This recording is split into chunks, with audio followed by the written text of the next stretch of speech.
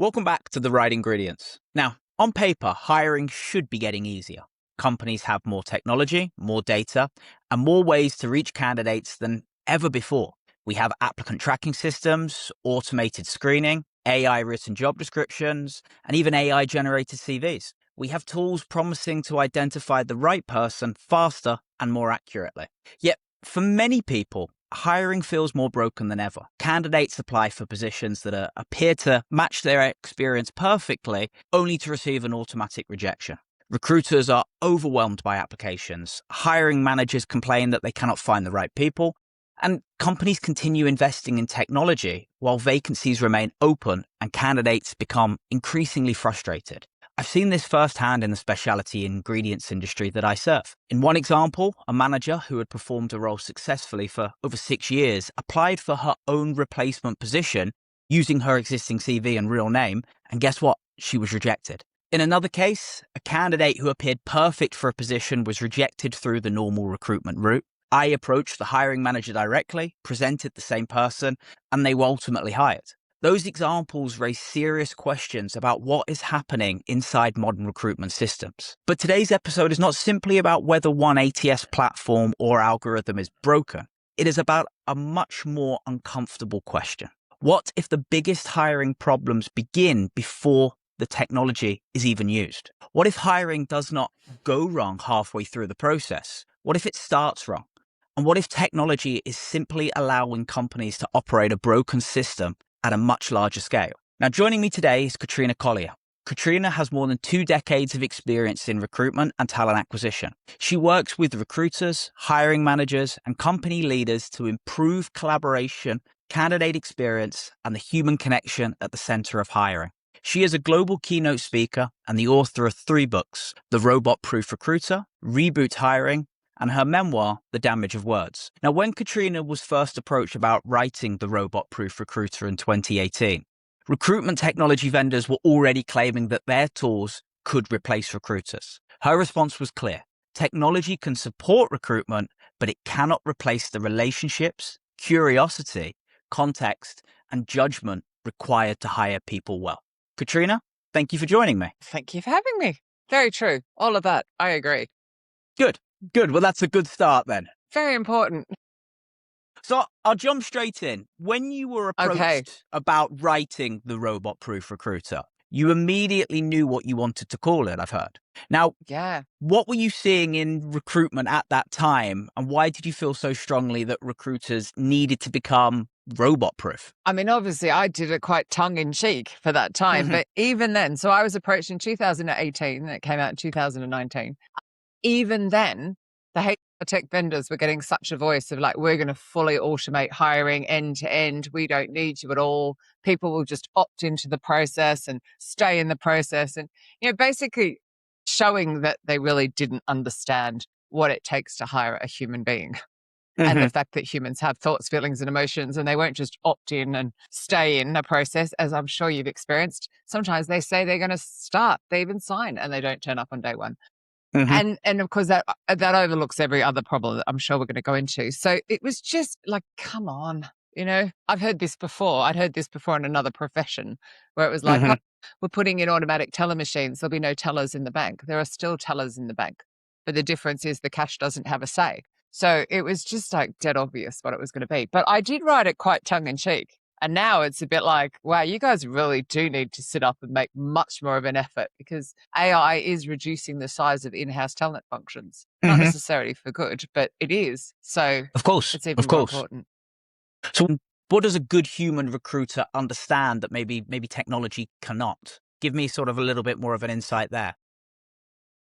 They understand that it's all about the relationship that they, It's all about the relationship that they have with the manager who has a vacancy, who I don't like calling the hiring manager, but the hiring manager. And they understand that it's about getting that person to articulate who they need to hire properly, right? And so often that's where the problem is. They haven't put any thought into it, right?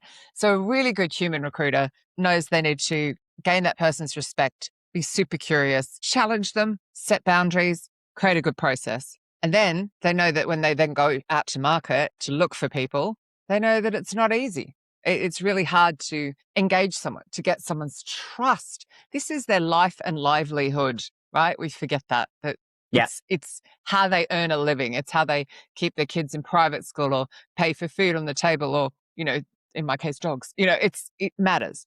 Hmm. So they then know that they've got to then flip it and like sell the role, sell the opportunity, engage, woo, that thing of keeping someone in a hiring process, this is way harder than everybody realizes. Hmm. So it's that combination. And you've then got a human who on both sides is probably not necessarily giving you the full facts. They're not always, you're kind of matchmaking, aren't you? And the recruiter has to be neutral as well, which is super tough. Hmm. But get both of them to tell the truth and match and really, uncover who they really need and what they really want. And It's a does that matchmaking match? service at the end of the day. It really is. It really is. I have other words for it, but it is that. So do you think there is a place for a balance between the technology and the human side, or do you think it should be weighed further to one side? Do you think there's a balance? And I think the balance we've got currently is wrong. I think there's way too much technology at the front. That they've forgotten things like most people that apply just want to know what the salary is. And if the Hmm. salary is not disclosed, now they're going through hurdle after hurdle after hurdle after hurdle just to find out the salary, which is ridiculous. Not if they're working with agent or search, right? Because it's much Hmm. easier to get in contact with them. But if they're Yep. applying to a company and there's too much, in my humble opinion, too much technology being used on the sourcing and the judgment, and I'd still rather that was human, or at least with a hell of a lot of human oversight, instead of using it for the heavy lifting. Like, do the chasing. You put in place an agreement with your manager, it chases up your manager, it reminds you that you haven't got back to people.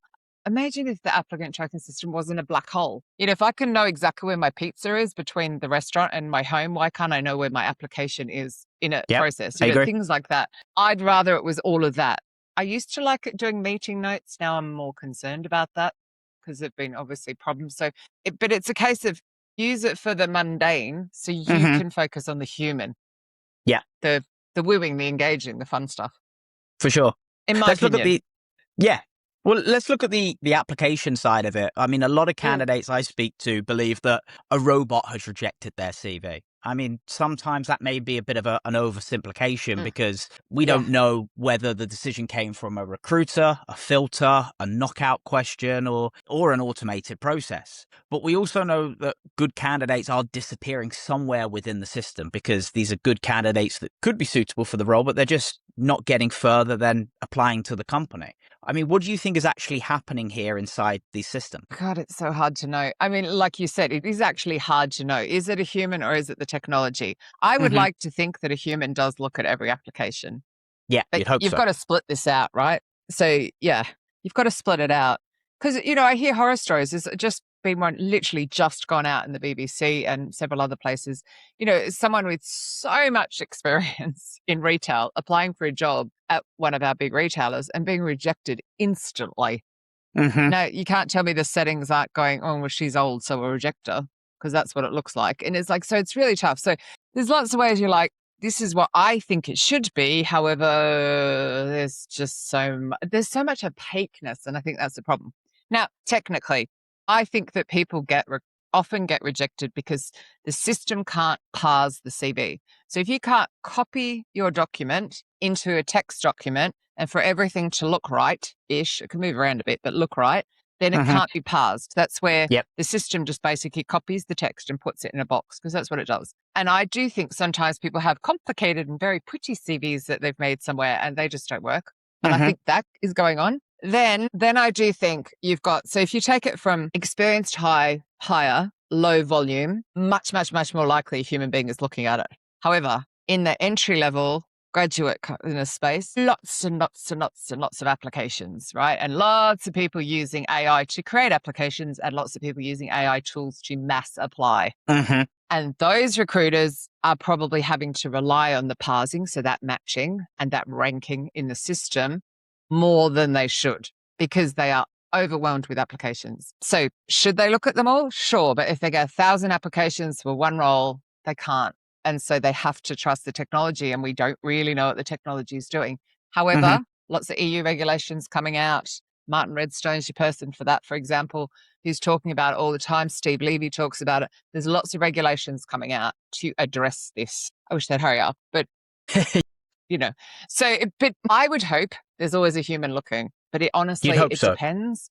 Yeah. You'd hope so. I think for graduates right now and for entry level, I'm so sorry. That's all I can say. I would hope for professionals it's better. On the topic of CV parsing and formatting, I mean, it's a difficult one because, I mean, I work internationally and I see lots of CVs from candidates all around the world. Now, what I have noticed throughout my career is us Brits do it one way, Europeans do it another way, Americans do it in an entirely different way. I mean, as a perfect example, I've never seen a British CV with a picture on it.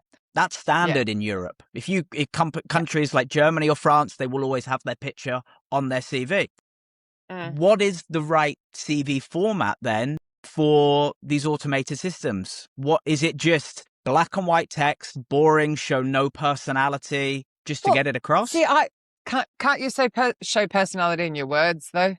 I suppose and really, so, yes. they're looking for your achievements more than anything. So, I mean, the photo Achievements thing, or I don't know. keywords? No, they should be looking. Well, okay.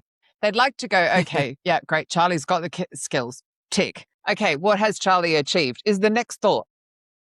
What is special about what you have done that is of value to our organization? What are you going to bring to the role? Right.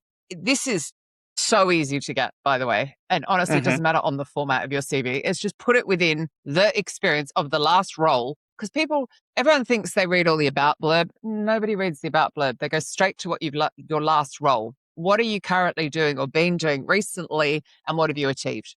And then they'll go back and read the rest. You've got to get them there in the experience, right? So whatever format you use, my humble opinion, bullets, well spaced, full of achievements, right? Lots of white space. Don't worry about 2 pages baloney. Make it easy for the recruiter to read. Scan and read. So the way you get your achievements is, so what? Ray Murphy taught me this about 20 something years ago. So what? You streamlined that process. So what? Which meant that. Yeah, achievement. It has to, a result. If you write that, every single bullet you have written, I don't care that I used AI. So what? Which meant that. Right? And you go through every single bullet, because what people want to do is they will see your personality that way. That they want to open your CV, resume, whatever you'd like to call it, and just go, not only do they have the skills, I can see what they've achieved. We need that. They can fix our problem. They can help us with this. They have the pedigree or whatever. So that's, in my humble opinion, that matters more than the formatting. But please, one font, just choose one font, black and white. Yes, for sure. I've seen colors. I get it. You want to stand out, but that's not the way to do it. The way to do it is to add your achievements. I think a lot of candidates are using AI to create CVs and applications that they feel match the job description almost perfectly. And from a recruitment standpoint, I mean, I'm not receiving hundreds. I mean, in my industry, I'm not receiving hundreds and hundreds of CVs for the same position, but I'm sure there are recruiters out there that are looking at these CVs and it's just containing the same language, the same keywords, the same sort of setup as the last CV that they read. And I think that's, instead of making selection easy, I think that's making everything look exactly the same. Has AI created more efficiency, or has it just simply created more noise? Well, in my opinion, it's created more noise. I mean, there was already noise, but it's like amplified it. By the way, I'm not an avid user of it, like literally, Grammarly is the extent. Okay. And I want to be clear about that, because I am an author and I don't want anyone to go, you wrote this on ChatGPT or Gemini. Of course. Like, I really didn't. It all came out of the head. So just to be aware. But however, I still know, because I read enough and I see what recruiters are talking about and I work with them, my clients. So it's the sameness that's the problem. The lazy ones, okay, not everyone does this, just kind of go, make my resume look like this job description. And it does. But the trouble is it'll lie. So for example, Suzanne Lucas, she was writing an article. So she's a brilliant HR writer. And she put it into ChatGPT and said, make this, tell me what I've missed, or tell me how I could improve this. And it came back and said, I think you should remove this sentence. So she looked at the original document and the sentence wasn't even in the document. It wasn't in the article. It wasn't there at all. It created it. So it's also being careful of that. So not only are you matching the job description, you could be saying things that aren't true. about Yep. yourself. And then you start the job, you fail the job, and you lose the job, and then you feel not very pleasant about yourself. So it's not worth it. It's like, and you don't, and I think the big thing is you don't stand out. So use the so what thing is just better. And we don't really expect everybody to 100% match a job ever. No, of course not. Of course not. There's always pros and cons about every person stepping into a role. Some that are evident just by knowing the person, understanding that person, but also things that us as recruiters don't even see at all until maybe sort of 3 months into them starting the role. And it turns out they're not actually a cultural fit for the business.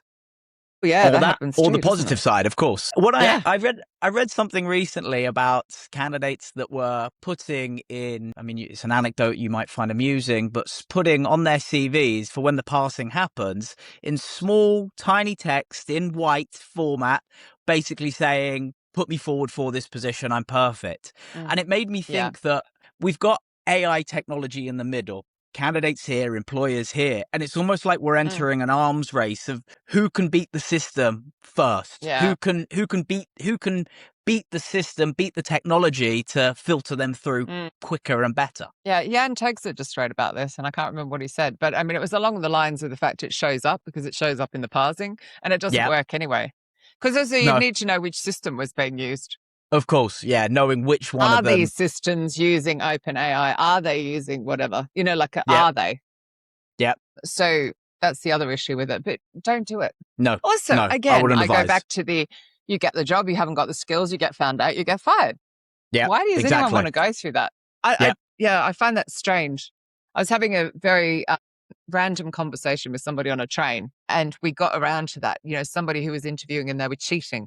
And I was like, what, don't they feel bad when they start and they can't do the job? Like, I would just feel, sick knowing I was starting a job that I couldn't do.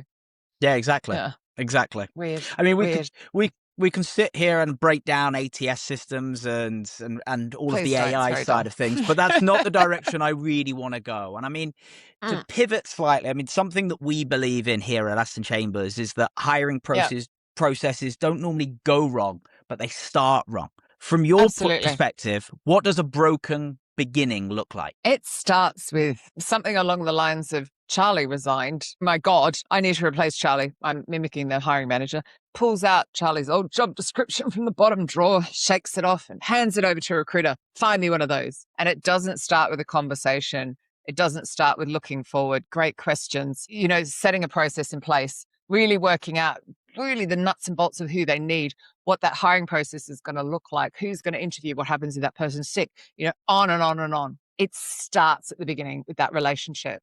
Too many times, particularly here in the UK, it is something like 82% of managers are accidental. So they were a fantastic engineer and they promoted them and made them a manager and then they left them, right? So they haven't had any leadership and development training. So they don't really know what they're doing. They never admit it, but they're like winging it. And then suddenly they have to hire for their team and they're like, oh my God, what do I do? So they don't want to talk to the recruiter. They kind of push away because they hate recruiting because they don't really know what they're doing, but they don't want to admit they don't know what they're doing. And so that's the other reason it's so important to have that meeting at the beginning and start the process off, because the recruiter can guide them and cajole them with questions, with great questions. And, in both my books, The Robot Proof Recruiters for Recruiters, Reboot Hiring is for company leaders and hiring managers. And it's both of them contain questions of, like Steve Levy's great one. How do you know at the end of 12 months you've hired the right person? Immediately going forward. Right. And then it's things like, what happens if you're sick and you can't interview and who can step in, or why do we have 6 panels? We just need a smaller process. We're going to lose people, and so on and so forth. So it's sort of, a really good recruiter will make sure that they had that meeting, but too often it's just work off the job description. Of course. And even worse, if the job description's made on, ChatGPT or something. Yeah, of course. I need one of these. Here's a job description. Like, no. So that to me is what's wrong and needs, I just think it's such a simple fix as well. Like, don't layer technology on that. Just go fix that. I think there's also, from a personal perspective, there's always trying to find a happy medium. No, you don't just want a job description and go off and speak to everybody. You need more No. information. But at the same time, I speak to some clients and they're saying to me, yeah, I can have an intake meeting and I can tell you about it, but I've got 30 minutes. And you have to try and think, what are the most important questions I need to ask here? Because I could ask 100 questions about the position. If you gave me time and you sat me and you wanted to sit down with me, I could ask you so many questions about a job because I want to learn absolutely everything. Sometimes I don't. Yeah. What would you say are some of the most important? Go ahead. Because what I was going to say is they always say they only have 30 minutes and they'll give you an hour as soon as you start getting them thinking. Yep. As soon as you start making them realize how important it is and how little thought they put into it, you've got them. So it is, I always say to people, start with Steve Levy's questions. Don't talk about anything else. Start with that question. How will you know at the end of 12 months you've hired the right person? And they'll go, well, they'll have customer service skills because the last person we had didn't have that. And oh my God, they burned a client. And they're going to start talking about all of the soft skills. You talked about company fit earlier. They're going to say all this stuff that's not on the job description. You've got them and they're thinking. And then you can hit them with another good question. Great. Who's ready for a promotion and we can backfill? Whoa, I wasn't expecting that. Oh God, I've not thought about that. Okay. And what's the impact this is going to have on the bottom line? Like what problem are they coming in to solve? I love Debbie Easterday's question. If someone you love was coming to work here, what would you warn them about? That's a good one. I like that. Right? You got them thinking. And the second you have them thinking, the meeting is going to run over. They'll push everything back or they'll schedule a second meeting with you. Yeah, because that's you normally don't where want you to get start the more hiring information. process. You don't want to start the hiring process without a proper intake. And I can assure you, I've only got 30 minutes. Okay, great. Okay, but be ready. We're going to maximize this 30 minutes. Okay, so you set the scene, ready. And then you start the call with a question. We don't have time for preamble. You've only given me 30 minutes. So bang. Right. And question. Okay. So when can we talk some more? And you've got them and you can say, look, I know this bit's a drag, but I'm going to save you so much time down the line. You're not going to waste time interviewing people who weren't right and you don't understand why they weren't right. We're going to create the questions off the back of this really great job description, this real understanding of what this role is. And you're going to save time. Isn't that what you want? Yeah, absolutely. That's normally my argument. Yes, this may be taking a long time, but it's going to be a lot shorter than sitting and reading over CVs that have got no relevance to what you need, or somebody that doesn't work out in 6 months, and you have to go through all of this again with maybe somebody else because you don't want to work with me anymore. So it's I think it's great for you because you're obviously a specialist and you've been around the block. What I see internally, and particularly if you are a recruiter who's dealing with TAs, so you're not necessarily getting to the manager, coach them as well. Because if you share your questions with them, they'll start asking your questions and they'll get better at finding out who you need. But really try and push them to have that conversation with the manager. Yeah. But I also see a lot of internal functions. The training has gone. There's a lot of ageism within the function. So a lot of senior leaders were too expensive. So they got rid of those during the 2020s and haven't necessarily been rehired to coach up the teams, so they're not necessarily passing on the knowledge and the confidence to go and have that conversation. You and I have been around the block a bit. We're not scared of any manager. We don't care what the job title is. We'll ask the questions because we don't want to waste their time. We don't want to waste our time. We don't want to ruin the reputation of the company. But there are a lot of people who are actually really scared to ask those questions. Sure. My favorite question is, what's the cost to the bottom line while the role's open? And the recruiters who've told me they will not ask that question because it terrifies them blows my mind. I'm like, that's how you chase them, because then they go, oh, well, we might lose a client, or we went to look at this project, or well, what does that mean? How does that impact you personally, the business? And then you've got that thing to chase them with for the CVs. And of course, you haven't given me feedback. You said this was important, but you said it's costing this. What? This is what it's costing. Yeah. What do you mean you can't ask that question? But that's why technology can't do this. No, of course not. Of course not. I will say that to the cows come home. Will I write a third edition of the Robot Proof Recruiter to talk about AI? No, but I will keep saying you've got to fix the beginning. You touched on a point there about hiring managers, hiring managers of hiring managers as such. I mean, something I've experienced through searches is where, I mean, as an example, the original hiring manager says a position can be based remotely anywhere in Europe. Candidates are approached and a shortlist is created on that basis. Then the hiring manager's manager becomes involved maybe during the second interview and says, no, actually, the role needs to be based on site. And at that point, the brief has fundamentally changed, and much of the earlier work is wasted. There's no point in proceeding with these candidates. They have something in mind that they can be working remotely. Now they're being pushed to work on site. And I think that feels like a clear example of processes that have started wrong because you haven't got everybody's input on it, everybody that's making a decision on who you're actually going to be hiring. Yeah. And then that goes back to that confidence piece, doesn't it? To know to say, okay, so what kind of role is this? Is it hybrid? Is it remote? Is that likely to change? Is anyone else involved in the process? What's the salary band? Can you flex on that? And it's like, again, it's this dance, but we've got to just be super curious. And I think one of my big issues with AI is people are losing their curiosity at a time when it is needed more than ever, like that curiosity and critical thinking. Yeah. And I think, if it happens once, you sit there going, just learned a lesson. I just learned a lesson from something that happened this morning. I'm still learning. You still go, of course. God, I'm really pissed that happened. Why did that happen? Oh, I should have asked that then earlier in the process. Okay, next time. And so then, but if it's happening consistently, I don't think you're asking the right questions. If it's a one-off, you can kind of go, okay, I'm hoping this is a one-off. Please understand that your pool of candidates just reduced. Are you okay with that? Are you okay with hiring somebody who's perhaps closer and was going to need more training to get up to speed than somebody remote? Like, you start, again, the dance, which comes from experience and confidence, which I just wish they were teaching more. Of course. And looking at maybe internal talent acquisition teams, I mean, there's no doubt that they've been battered during the 2020s. And I think they are often underfunded, under-resourced, and a lot of the times overworked. And at the same time, recruiters are not always treated by them as genuine partners. They're more service providers, order takers, if you will.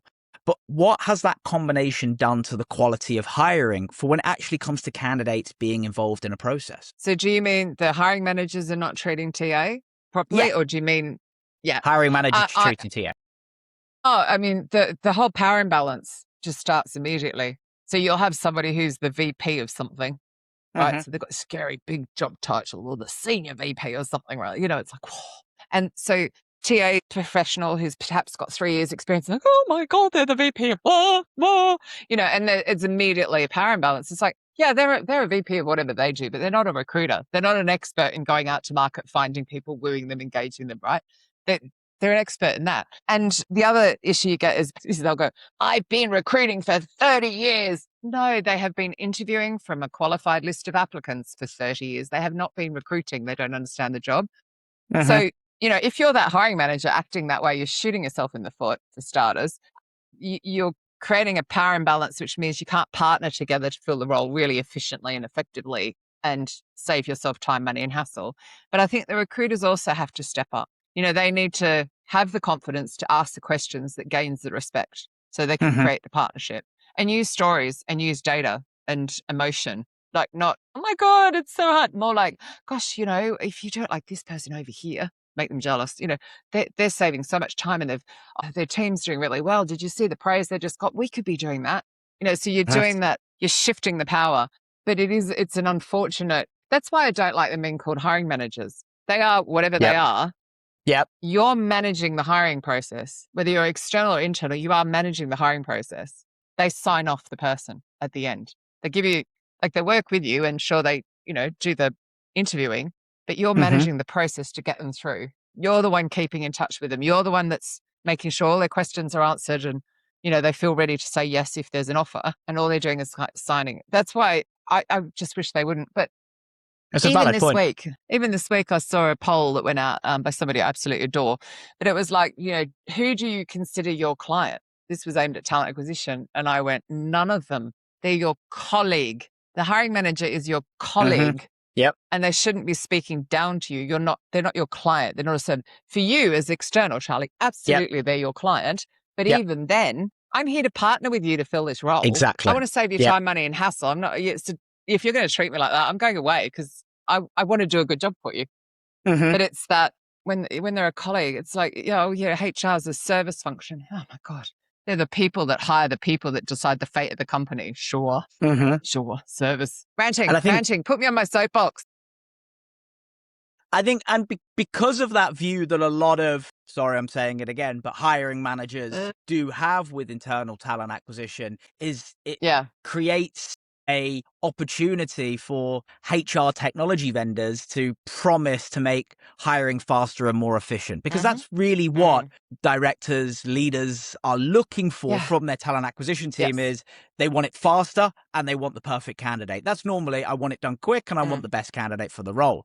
I mean, some of these technologies, it can be tools that can write the job description, score applications, screen candidates, automate communication, all of these bells and whistles. But your argument is that... Sorry, that was the automate. Yep. I mean, I was going to say, your argument is that the biggest problems involve human collaboration and communication. I mean, are companies buying technology to avoid fixing the human problems in their hiring processes? Probably. And can I just say, by the way, we have had LinkedIn Recruiter since 2008, maybe 7, and people don't answer emails. I don't know why anybody thinks that they're going to answer automatic research or like outreach, even if it's repeated over and over. I mean, seriously, if you don't do a great intake with your manager, if you don't really understand the role, you're just going to write something like everybody else. And the person receiving it is just going to go, oh, whatever. Whereas you do that great intake, you have a great message and so on. So it should be a combination of the two, right? That create the magic. But it's like there's just too much of we just use technology. There are places that it's great. I do like something like Test Gorilla. If it's used in the right place in the hiring process, really short little tests that can really show somebody's got the skill, and it does it really, really well, and they get feedback. A lot of companies switch that off, and they shouldn't. But they can be really cool, but they're not days worth of assessments that are unpaid. We're talking short little, 10-minute tests, 20-minute tests. And they can really help shorten the funnel of applications and things like that. But you've still got to know, who do I want to hire? And technology can't do that. I mean, the technology that writes job descriptions scares the bejeebers out of me, because just because I'm much better on tech than I am in your industry, but a developer over here might not be the same as one over here. And I'm sure you have that in your industry. Somebody with a certain title over here will be different over here. Oh, for sure. So it's those nuances that the tech, in my humble opinion, it's not going to pick up. And then that goes back to the human oversight and fine if you want to use one as a starting point in a framework, but I just would rather you ask questions. Of course. And I think Did I answer that? I just had another rant. I'm not sure I answered the question, but anyway. I think what I see is a lot of, obviously working within in the specialty ingredients industry, which is quite niche. What I do see is very niche. Great talent acquisition people coming into the business and working for these companies, but coming from entirely different industries. And they'll normally say, the leadership team will turn around to me and say, listen, we're just hiring a talent acquisition team, so we don't need your help anymore. 12 months down the line, they're coming back to me and saying, talent acquisition team are great for the low to mid-level positions, but anything that takes some specialist knowledge, a flavorist, a perfumer, an R&D director, these types of positions, they don't know what a great candidate looks like and a bad candidate looks like. And there's the old adage that if you're a recruiter, you can recruit anything, but I sometimes believe that's not entirely the case. And I think they're leaning on talent AI to support them more when maybe they shouldn't be. Maybe they should be learning more about what's good and bad. Yes, but we don't know. So the thing, every team within every company is going to be different. How much training have they got? How funded are they? I mean, in my humble opinion, the more senior the role, unless you have an executive search function within TA, the more likely it's going to go out. And then the real high volume temp, that's going to go out to an agency as well. So we're talking like the ends of the spectrum, hopefully not insulting anybody by saying that, because it's so specialist or really, really, really, really fast. Like they just want to call up and go, oh my God, we need a receptionist tomorrow. Like you used to back in the day when you used a telephone, sounding 100. But it's that. So in my humble opinion, that's not a great use of TA space. Skills depending on the setup of the TA team, because some do have executive search. So they could go out and look for VPs and so on. Yep. However, I think a lot of it goes back to training. They've just, and I think this goes back to the intake. Again, I always go back to this because this is the moment when the recruiter can shine and ask the tough questions and be like, okay, I understand that to mean that from what you've just said. Is that what you said? No. And then they start understanding the ingredients industry better, right? They keep challenging and learning, but they also share their wins. Like they remind the manager of other people they've hired and how well they're doing. And then that helps them become more respected and get more resource and get more funding and get more training and get more. And I don't think you're probably likely to say, like, I'm going to leave this meeting now. I'm going to go out to market. I'm going to look for people. I'm going to interview them, pre-screen them, blah, blah, blah, present them back to you. This is what I'm doing for the money you're paying me. Internal don't necessarily think to do that. So there can be a misperception that all they do is put an advert out and go through the responses, or they go to LinkedIn and run a search and send some messages. They need to be sharing what they did. And also, I've seen this a lot. I've been speaking at events and getting people to stand up if they have like a sales function, or stand up if they have a marketing team. It's a little ableist, obviously, if they can stand up. And, stay standing if that team is rewarded when they do a deal. Stay standing if they're praised by the leaders of the company, and they stay standing, of course. Is talent acquisition praised for hiring the sales and marketing people? And they all sit down because, of course, they're not praised, because they don't necessarily go, hey, company leader, I hired that person. Let me tell you what I did to find them. I went, like in your case, I went sourcing them. I wooed them away from your competitor down the road. We had a fight too. They were interviewing at 4 other places, blah, blah, blah, blah, blah. Right? They're not doing that. Nope. So it's a win. They look like a number on a spreadsheet. Yeah. So I think it's this catch-22 of they don't feel like they have time to do it. To me, it's a 3-second job, but hey ho. And then that would get them more funding, get them more training, and then the more awareness that AI can't do those parts. So of course. It's like I would say to those leaders, how much training has that team had? Like, thank you for the roles. I'd love to work on these. Here's a big check, a bill, like, great, right? We love that part, of course, but, we also the reward of hiring great people. But it's like, well, how much have you invested in the team? How much training have they had? Yeah. Do we need to upskill them? What's prompted you to say that? Like, it's there's a story there that's not being told. Of course. I want to finish. Money hungry, and I know you're not, by the way. So he'll be editing that out of the podcast. Slightly. Not at all. You know what I mean? It's like it's a different. No, exactly. Yeah, it's about having that balance. It's a different dynamic. Well, for sure. Well, because you justify your fee and you explain, this is why what we do. This is why you're hiring us. TA doesn't think to do that because they're just there. Well, it's something that I looked to create when I started Aston Chambers, was to have more transparency in the recruitment process. And I'm not sort of blowing my own trumpet here, but what I created, or what we looked at doing, is bringing in clients access to our CRM system. So it's not just a CRM system that we're running for the project internally. Clients can view it in real time and see every single candidate that we're approaching, because a lot of clients will give a recruiter a brief and say, go away and do it. And that recruit will come back 2 or 3 weeks later. Here's the short list of candidates. It's 4 candidates out of maybe 100 that they've messaged and tried to get involved in the position. Client's never going to know about any of those other candidates. Effectively, that recruiter could have just spoken to 4 people, and those are the 4 people they've put forward. That's maybe what the client sees. What the client doesn't see is all of the background work. Yeah, and also I think in this day and age, it's even more important because all of the people you're approaching are probably visible online somewhere. Exactly. Maybe not all, but the vast majority are. So it's like, well, why is it you got their attention over our team? Probably because you did a better job at the beginning in the briefing, and the industry, the roles, where people are hiding, like you just all that knowledge, and you bring it all together into a little package. Of course. So I think what you're doing is clever. Well done. Thank you. Might make it in another book at some point. Well, I want to finish by making this useful for each part of our audience. For a hiring manager, maybe preparing to recruit, what do you think they should do before opening the vacancy at all? Well, other than buy Reboot hiring, which will save you time, money, and hassle, and make me next to nothing, because I have laid it out. You just left me open for a plug. It'd be rude not to, wouldn't it? Go ahead. Go for it. Buy Reboot hiring. And should you be hiring? I want you to really consider, should you be hiring? I think the 2020s have seen so much hiring and firing that I want you to really think about that. Am I really doing the right thing? Just because Charlie's left, do I need to replace Charlie? Could I promote someone, backfill? Can I keep them in a 20% downturn? Like, I think we really need to just remember that these are people's lives. And then I want you to go create, sorry, this is two things, but go create a really good relationship with your recruiter, internal or external. Yeah. So personally, that's what I would do.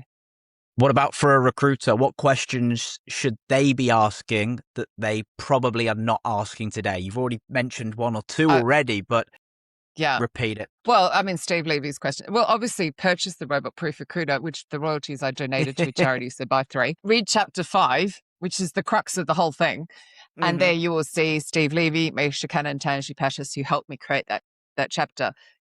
Tons and tons of questions, but that will gain you the respect of those managers that you are hiring for. And, it's, as I said, like, how do you know at the end of 12 months you've hired the right person? What problems are you solving? And on and on. You've got to have them there.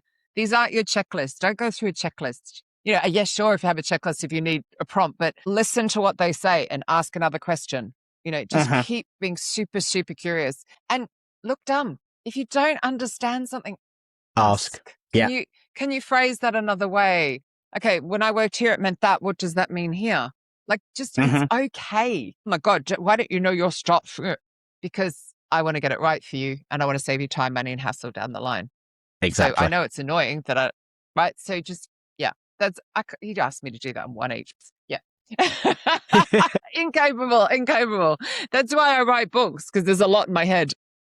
Well, here's a trickier one for you. And the final one for a candidate. What can they do when applying through systems that just feel like a black hole? Please, on top of using so what to add your achievements, please try and remember that it's not personal.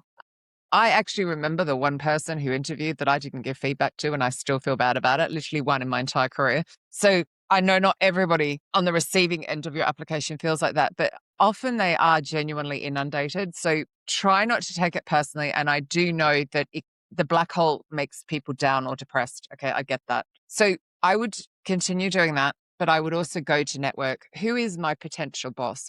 Can I find them? Can I connect with them somewhere? Can I comment? And I don't mean, oh, hello, I'm looking for a job, comment. I mean, genuinely engage in conversation with them on LinkedIn or wherever they happen to chat, right? Yep. Find them and become known, but become known like you would in the pub. Because, if you wouldn't stand at the door and say, give me a job, you would start talking to someone and have how's the weather, kind of conversation. So that's what I recommend. Good. I think that's a good place to close off there. I mean, before we sort of sign off, where can listeners find you and your work? God, Google me. I'm genuinely, I mean, you can find me on LinkedIn quite easily, but katrinacollier.com. But I mean, genuinely, yes, frightfully, if you Google me. I mean, you will come up with a very split person, because you'll come up with a lot of my childhood trauma stuff and my recruitment stuff. I'm a Gemini. I have two sides, but I'm very, very easy to find. Good. Frighteningly easy to find. Well, Katrina, thank you for joining me. Listen, I really do appreciate your honesty and your willingness to challenge how companies are approaching hires. And to everybody listening, whether you are a hiring manager, recruiter, or candidate, I hope this episode encourages you to look beyond the system and examine what happens before the first application is ever submitted. Thank you to all of you for listening to The Right Ingredients, and we'll see you in the next episode. Thank you, Katrina. Thanks.